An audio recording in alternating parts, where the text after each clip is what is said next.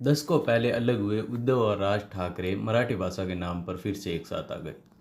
महाराष्ट्र में नगरीय चुनाव होने वाले हैं। मुंबई महानगर पालिका के संभावित चुनाव मराठी विवाद के कारण हो रहे हैं। चुनाव के आसपास अक्सर भाषाई राज्यों में भाषा के विवाद उत्पन्न किए जाते हैं। दक्षिण भारत के राज्यों में भी यह विवाद चलते रहते हैं। महाराष्ट्र से अलग होकर गुजरात बना था, लेकिन गुजरात में भाषा को लेकर इतना विवाद नहीं है जितना कि महाराष्ट्र में मराठी को लेकर है। व्यवसाय में जहां लाभ है वहां भाषा भुला दी जाती है। मुंबई में ही हिंदी सिनेमा का सबसे बड़ा फिल्म उद्योग है, जहां बनी हिंदी की फिल्में पूरी दुनिया में हिंदी भाषी भाषा को पहुंचाती है। तमिल और दूसरी भाषा की फिल्मों को भी हिंदी में डब किया जाता है, क्योंकि देश में हिंदी का बाज़ार ज़्यादा है। जैसे बाजार लाभ की भाषा में सोचता है, वैसे ही सियासत भी लाभ की ही भाषा समझती है। सियासत बातें संविधान की करती है, लेकिन लाभ के लिए आचरण संविधान के विरोधी करती है। मराठी भाषा के मामले में जिस तरह से मुंबई में हिंदी भाषियों को मारा और पीटा जा रहा है, वह न केवल आपराधिक कृत्य हैं बल्कि संविधान विरोधी भी है। भारत का संविधान सभी लोगों को देश के किसी भी राज्य में किसी भी स्थान पर रहने का, रोजगार करने का और जीवन यापन करने का अधिकार देता है। यही संविधान अभिव्यक्ति की स्वतंत्रता का भी अधिकार देता है। इसका मतलब यह है कि कोई भी व्यक्ति देश के किसी भी हिस्से में रह सकता है और अपनी भाषा में अभिव्यक्ति का उसे अधिकार है। जो हिंदी भाषी मुंबई में रहते हैं, उन पर ज़बरदस्ती मराठी नहीं थोपी जा सकती। इसके उलट हिंदी देश की राजभाषा है। देश के सभी हिस्से में राजभाषा की शिक्षा त्रिभाषा फॉर्मूले में देना संविधान सम्मत है। मराठी विवाद उद्धव ठाकरे और राज ठाकरे द्वारा मुंबई नगर पालिका चुनाव में राजनीतिक लाभ उठाने के लिए खड़ा किया गया है। कोई भी ध्रुवीकरण 100% नहीं होता। अगर मराठी ध्रुवीकरण भाषा के नाम पर कुछ सीमा तक हो भी जाता है, तो भी मुंबई में हिंदी भाषियों की संख्या पर्याप्त मात्रा में है। दोनों भाइयों को जितना मराठी भाषा के नाम पर एकजुटता का लाभ होगा, उतना ही हिंदी भाषियों में उनका जनाधार कम भी होगा। इनका गठबंधन वैसे ही टूट चुका है। मतलब कांग्रेस और एनसीपी मुंबई महानगर पालिका का अलग से चुनाव लड़ेगी।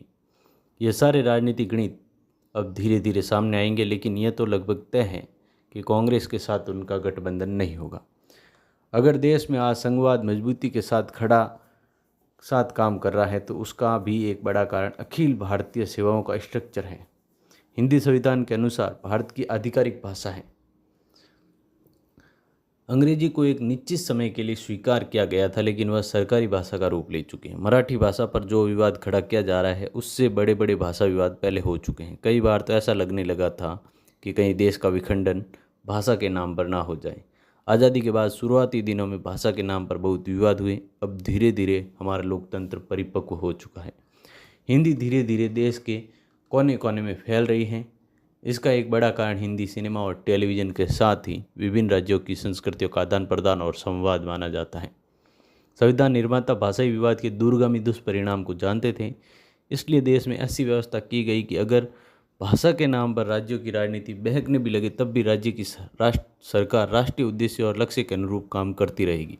सरदार पटेल ने अखिल भारतीय सेवाओं का जो स्ट्रक्चर खड़ा किया है, वह इतना मजबूत और प्रैक्टिकल है कि कोई भी भाषा विवाद राज्य के प्रशासन को प्रभावित नहीं कर सकता। न राज्यों में पहले हिंदी भाषी अगर जाए तो उनकी भाषा समझने वाला कोई नहीं मिलता था।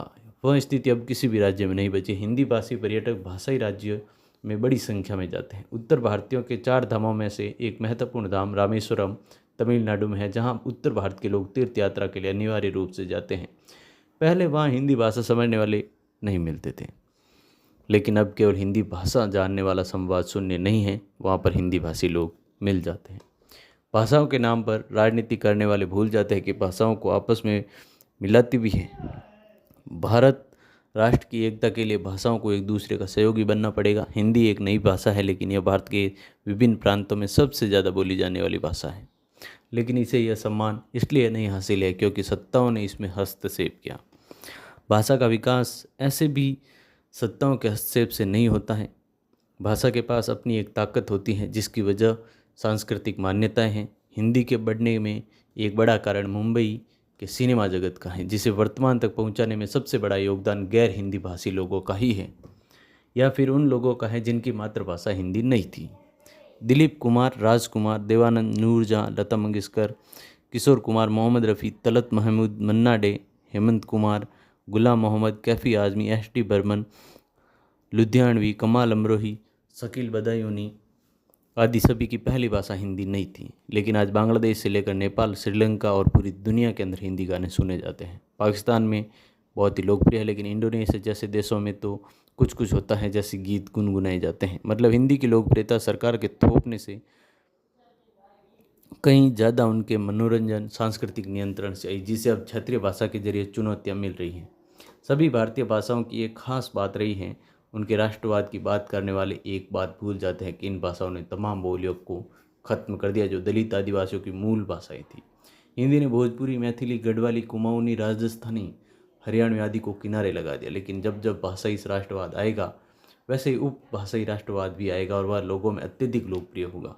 आज भोजपुरी का अपना क्षेत्र बहुत विस्तृत हो गया है, लेकिन भोजपुरी का हिंदी से बैर या मतभेद क्या हो सकता है, ऐसे भी नहीं है। भोजपुरी ने जातिवाद और अंधविश्वास की जड़ें हिला दी हो।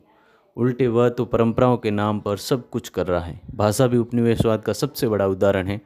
जैसे हम कहते हैं कि अंग्रेजी अंतर्राष्ट्रीय भाषा है और उसके बिना कोई आगे नहीं बढ़ सकता, विज्ञान चल नहीं सकता, हम अंतरिक्ष में नहीं जा सकते, मेडिकल नहीं पढ़ सकते, पता नहीं क्या क्या नहीं कर सकते। अंग्रेजी के बड़े प्रचारकों तक यह नहीं बता सकते कि रूस ने कैसे तरक्की करनी। क्या वह साइंस या मेडिकल तकनीक में किसी से कम है? क्या उनके वैज्ञानिक अंतरिक्ष में नहीं जाते? क्या फ्रांस में लोग साइंस और टेक्नोलॉजी नहीं पढ़ते? इस बात को समझने के लिए लोहिया जी की तरह हिंदी के पुजारी मत बन जाइए। हकीकत यह है कि अंग्रेजी, French, Spanish, Italian, German, Russian आदि भाषाएं समृद्ध भाषाएं और औपनिवेशिक भी हैं, जिनके अपने अपने प्रभाव क्षेत्रों में ही उन्हीं को अंतर्राष्ट्रीय भाषा कहा गया। मसलन फ्रेंच कॉलोनी वाले अफ्रीका के अधिकांश देशों में फ्रेंच में ही कामकाज की मुख्य भाषा है। ब्रिटिश कॉलोनियों में अंग्रेजी प्रमुख भाषा बनी और स्पेन के अधीन देशों में आज भी स्पेनिश ही मुख्य भाषा है। दरअसल भाषा के जरिए आपकी अस्मिता को मारा जाता है। आपकी भाषा कितनी ही खराब क्यों ना हो, वह आपको अपनी है। आप उसमें अपनी भावनाओं को व्यक्त कर सकते हैं। एक भाषा के सशक्त बनने के लिए उनमें केवल उसके भाषियों का सत्ताधारी होना काफ़ी नहीं होता, अपितु उसमें रचे गए साहित्य का भी योगदान है। इसलिए अंग्रेजी की चौधराहट फ्रेंच, रशियन, जर्मन, स्पेनिश में नहीं चलती, क्योंकि उनका अपना साहित्य बहुत मजबूत है। लेकिन अंग्रेजी को केवल इस बात का लाभ मिल जाता है कि वह दुनिया में सबसे ज़्यादा बोली जाने वाली भाषा हो गई है। इसलिए बाकी भाषाओं का साहित्य अंग्रेजी में आ रहा है। हिंदी की कमी केवल यही है कि उसमें मौजूद साहित्य तमिल, मराठी, बंगाली, तेलुगु साहित्य की तुलना में कमतर साबित होता है। लेकिन यह भी समझने की ज़रूरत है कि भारत में हर भाषा में दलित बहुजन विद्रोह हुआ है, क्योंकि उन सभी स्थानों पर भी ताकतवर समूहों ने भाषाओं के जरिए अपनी राजनीति की।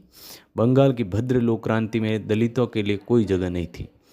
तमिलनाडु की द्रविड़ राजनीति की भाषा में भी दलित मात्र उपयोग की वस्तु ही रहे। कर्नाटक में भाषा के सवाल को उठाने वाले क्या ये कहेंगे कि जाति उन्मूलन के प्रश्नों पर अम्बेडकरवाद की राह चलेंगे? आंध्र प्रदेश में जगन मोहन रेड्डी और तेलंगाना में के चंद्रशेखर राव को दलित हितैषी बताने की भूल करने वाले जान सकते हैं कि भाषाओं के नाम पर राजनीतिक लड़ाई में हाशिए के लोग यहाँ हैं। 1990 में मंडल कमीशन की रिपोर्ट के अनुसार रिपोर्ट के लागू होने के बाद देश में एक अलग किस्म का ध्रुवीकरण हुआ। वह था दलित पिछड़ों में गठबंधन, और यहाँ की देश भर में लोगों ने एक दूसरे को जानने समझने का प्रयास किया, चाहे वे एक दूसरे की भाषा जाने नहीं जाने, उत्पीड़न की भाषा एक ही होती है। देश में आप भाषाओं के नाम पर चाहे जो भी खेल खेलें, लेकिन यह हकीकत है कि भाषाओं ने जातिवाद खत्म नहीं किया, अपितु उसकी पूरी राजनीति चलती रही। दलितों पर अत्याचार, पिछड़ों के विरुद्ध भेदभाव आंध्र प्रदेश, केरल, कर्नाटक में भी बदस्तूर जारी है। यहाँ पंजाब में भी वैसे ही है जैसे बंगाल में है। दूसरी ओर आप यह देखेंगे कि आज भी डॉक्टर अंबेडकर के नाम पर देश भर के दलितों में एकता है और भाषाई एकता की सीमाओं को पार कर जाती है। तमिलनाडु, केरल, कर्नाटक के दलित आज उत्तर प्रदेश में दलितों से मिलकर भाषा न समझने के बावजूद भी उन्हें समझने की कोशिश करते हैं और इस तरह उनकी एकता बनती है। अंग्रेजी के पैरोकार भी जानते हैं कि सारे समाज के लोग अंग्रेजी नहीं सीख पाएंगे, और अगर समझ लीजिए कि वे सभी अंग्रेजी सीख गए तो क्या आपके कामकाज की भाषा बदल जाएगी? क्या आप अपनी मूल भाषा छोड़ देंगे? इसलिए भाषा के नाम पर लोगों को अपमानित नहीं करना चाहिए। यह आवश्यक है कि हिंदी को जबरन न थोपा जाए। हर राज्य का निवासी जब अपनी भाषा में पढ़ेगा तो अच्छा रहेगा, लेकिन यह याद रखा जाना चाहिए कि अपनी भाषाओं में ज्ञान कोश बढ़ाना है और उन्हें सांस्कृतिक तौर पर मजबूत करना है। भारत में भाषा केवल भक्त मंडली नहीं बन सकती। यदि उसमें बदलाव के वाहक लोगों का साहित्य और शैली आ जाएगी तो वे चमकेगी। आप जितनी भी भाषाएं सीखे वह अच्छा है, और आज बाजार भाषा की ताकत निर्धारित करता है। इसलिए जैसे अंग्रेजी की ताकत उसका बाजार है, वही स्थिति भारतीय भाषाओं की है। लेकिन किसी भी भाषा को राष्ट्रीय अंतर्राष्ट्रीय होने के नाम पर नहीं थोपी जाए। आखिर सारी बातें कानूनों से नहीं होती। यह देश मजबूत और एक तब तक है जब तक यहाँ की जनता और लोग ऐसा चाहते हैं। भारत के सभी राज्यों को अपनी भाषा को मजबूत करने का अधिकार है, लेकिन भाषाएं तो तभी मजबूत होगी जब उसे बोलने वाले लोग ऐसा चाहेंगे। याद रखिए कि आज महाराष्ट्र और उत्तर प्रदेश में दलित पिछड़े वर्ग का साहित्य मजबूत हुआ है, तो इसकी वजह यह है कि वे अपनी भाषा में लिख रहे थे। भाषाओं में लोकतंत्र की बयार बहाने की ज़रूरत है। भाषाओं के राष्ट्रवादी अपने इलाकों में दलितों और आदिवासियों पर हो रहे अत्याचारों को कम करने और छुआछूत जातिवाद के खात्मे की भाषा में बात करेंगे तो सब समझ जाएंगे। आखिर डॉक्टर अम्बेडकर, पेरियार, फुले को हम सभी ने उनके विचारों के आधार पर अपनाया, न कि उनकी मातृभाषा को समझकर। भाषाई राष्ट्रवादियों के निशाने पर वे लोग हैं जो सामंती वर्चस्ववादी भाषा और जाति आधारित समाज का विरोध कर रहे हैं। इसलिए भाषाओं के खेल में यह समझ लीजिए कि कौन सी कैसी राजनीति कर रहा है। विरोध के असली स्वर जातिवाद, अंधविश्वास, छुआछूत को खत्म करने के लिए होनी चाहिए, जो हर प्रांत और हर भाषा में है। भाषाओं के जरिए लोगों को तोड़ने का नहीं, बल्कि लोगों के बीच मेल मिलाप की प्रक्रिया है, जो केवल बौद्धिक वर्ग कर सकता है। क्योंकि नेताओं को तो हर जगह एक नया मुद्दा चाहिए ताकि हम असली मुद्दों से भटक जाएं। भाषा के नाम पर एक नई जंग विकास के रास्ते पर आगे बढ़ते भारत के लिए बाधक बन सकता है। भाषाई अंधविश्वास, अंधभक्ति राज्य के हितों का संरक्षण नहीं कर सकती है। जिस तरह से हिंदी भाषी लोगों का आवागमन भाषाई राज्यों में हो रहा है, वह धीरे धीरे भाषा के बैरियर को महत्वहीन कर देगा। राष्ट्रीय शिक्षा नीति से त्रिभाषा फॉर्मूला लागू हो चुका है, जो राज्य भाषाई कट्टरता से ज़्यादा अपने युवाओं को देश में बेहतर अवसर दिलाने के लिए हिंदी की शिक्षा को भी प्रोत्साहित करेंगे। उनका राजनीतिक लाभ भविष्य में उन्हें अवश्य मिलेगा। भाषा विवाद अक्सर विभिन्न भाषा समूहों के बीच विभाजन पैदा करते हैं, जिससे सामाजिक एकता कमज़ोर होती है। जब लोग एक दूसरे की भाषा को नहीं समझ पाते या उसका सम्मान नहीं करते, तो यह आपसी अविश्वास और दुश्मनी को जन्म दे सकता है। भाषा किसी संस्कृति का एक अभिन्न अंग होती है। जब एक भाषा विलुप्त हो जाती है तो उसका उपयोग कम हो जाता है, तो उस भाषा से जुड़ी संस्कृति भी खतरे में पड़ जाती है। भाषा विवादों के कारण सांस्कृतिक विविधता का नुकसान हो सकता है। भाषा विवादों को अक्सर राजनीतिक उद्देश्यों के लिए इस्तेमाल किया जाता है, जिससे राजनीतिक ध्रुवीकरण और अस्थिरता बढ़ सकती है। कुछ नेता भाषा के मुद्दे का उपयोग अपनी राजनीतिक स्थिति को मजबूत करने या अपने विरोधियों को बदनाम करने के लिए कर सकते हैं। भाषा विवादों के कारण शिक्षा और सार्वजनिक सेवाओं तक पहुंच में बाधाएं आ सकती है। यदि शिक्षा और सरकारी दस्तावेजों को केवल एक भाषा में उपलब्ध कराया जाता है, तो गैर देशी भाषी लोगों को नुकसान होगा। कुछ मामलों में भाषा विवादों ने हिंसा को भी जन्म दिया। जब लोग अपनी भाषा या संस्कृति के प्रति अपमानित महसूस करते हैं, तो वे हिंसक प्रतिक्रिया करते हैं। भारत एक विशाल और विविधताओं वाला देश है, जहाँ प्रशासन और लोगों के मध्य संवाद स्थापित करने के लिए एक सामान्य भाषा की आवश्यकता है। भारत की आज़ादी के सूत्रधार रहे राजनेताओं का भी यही मानना था कि आधिकारिक भाषा के तौर पर ऐसी किसी भाषा का चुनाव किया जाए जो बहुसंख्यक जनता द्वारा बोली जाती हो, या फिर भारतीय सभ्यता की शास्त्रीय भाषा के तौर पर हिंदी या संस्कृत को यह दर्जा दिया जाए। दिलचस्प तथ्य यह है कि राष्ट्रपति महात्मा गांधी और बी.डी. सावरकर जहाँ हिंदी भाषा के पक्षधर थे, वही अम्बेडकर संस्कृत पर बल दे रहे थे, जबकि सुभाष चंद्र बोस का कहना था कि हिंदी को रोमन में लिख दिया जाए। भारत की एक और अनूठी विशेषता अपनी मातृभाषा में ही बुनियादी शिक्षा सुनिश्चित करने की अवधारणा है। इसके लिए संविधान में भाषाई अल्पसंख्यक समूहों के बच्चों के लिए प्राथमिक स्तर मातृभाषा में शिक्षण की पर्याप्त सुविधाएं प्रदान करने का प्रावधान किया गया है। गौरतलब है कि संयुक्त राष्ट्र के द्वारा 21 फरवरी को अंतर्राष्ट्रीय मातृभाषा दिवस घोषित करने से पूर्व भारतीय संविधान के संस्थापकों ने मातृभाषाओं में शिक्षण के बच्चे को अपनी पूरी क्षमता के साथ सक्षम बनाने और विकसित करने को शीर्ष प्राथमिकता दी। यह अवधारणा संयुक्त राष्ट्र के विश्व मातृभाषा दिवस 2017 के विषयों के साथ पूरी तरह से साम्यता रखती हैं, जिसके अंतर्गत शिक्षा, प्रशासनिक व्यवस्था, सांस्कृतिक अभिव्यक्ति व साइबर स्पेस में स्वीकार किए जाने के लिए बहुभाषी शिक्षा की क्षमता विकसित करना आवश्यक है। भारत की भाषा नीति बहुलतावादी रही है, जिसमें प्रशासन, शिक्षा और जनसंचार के अन्य क्षेत्रों में मातृभाषा के उपयोग को प्राथमिकता दी गई। भारतीय लोकतंत्र अपनी शासन व्यवस्था में ही भाषाई विवादों में घिसट कर लहूलुहान हो चुका है, लेकिन अब हम एक परिपक्व लोकतंत्र हैं।